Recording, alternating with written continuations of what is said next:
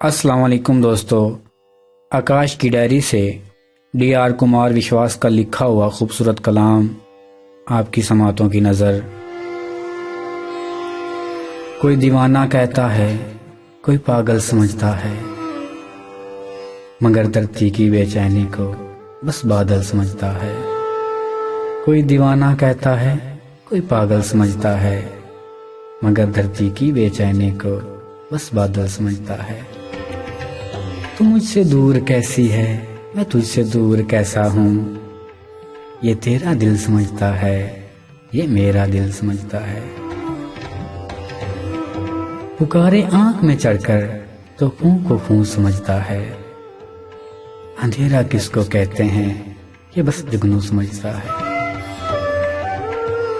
हमें तो चांद तारों में भी तेरा रूप दिखता है, मोहब्बत में नमैश को अदाएं तू समझता है। मोहब्बत एक एहसासों की पकीज़ा कहानी है, कहीं मजनू दीवाना था, कहीं लैला दीवानी है।